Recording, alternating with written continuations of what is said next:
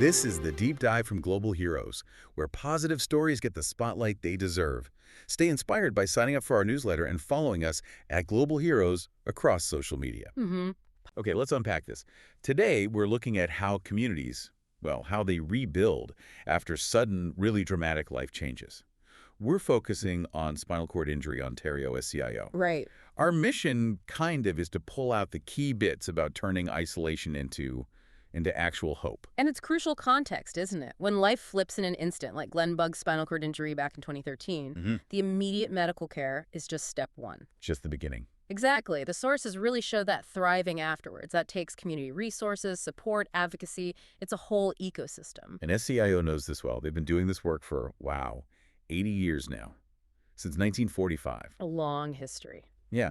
And the sources mention their core services, things like service navigation, helping people find jobs, advocacy. So that service navigation piece, it's fundamental. You mentioned the bureaucracy. Is that mostly what it is? Helping people sort of cut through the red tape for benefits, equipment, that kind of thing? That's a huge part of it, yeah. It's the practical stuff, funding for complex tech, benefits access, adapting your home.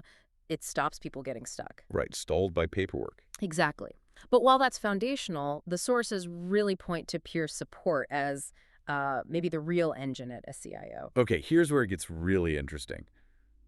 Glen Bugg's own experience seems to back that up.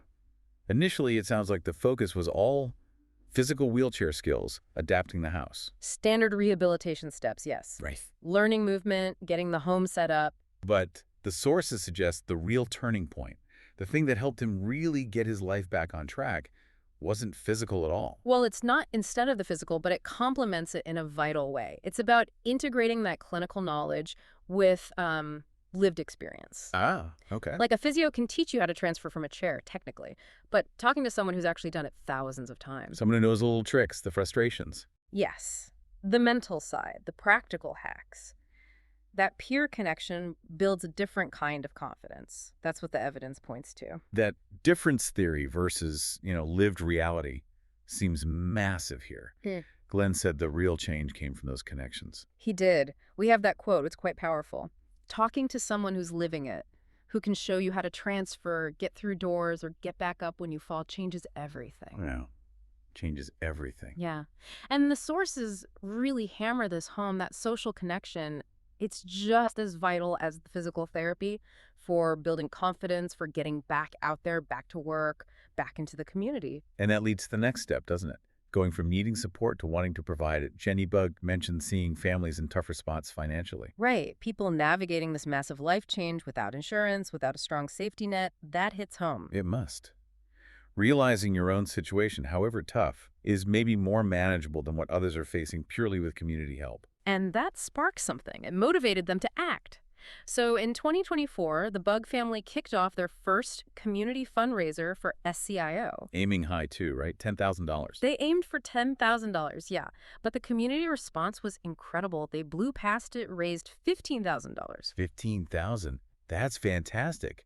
What does that kind of money actually do on the ground? It makes a tangible difference. It can fund things like specialized seating assessments, crucial assistive tech for families who couldn't otherwise afford it, or, importantly, expand those peer support programs we were just talking about. So it directly fuels that cycle of support. Exactly. And now for their second event, they're aiming to make it even more social, more inclusive. They're specifically thinking about how to get more folks who use wheelchairs directly involved in participating.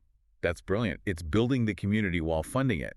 These events aren't just about the cash raise, are they? They knit that network tighter. Precisely.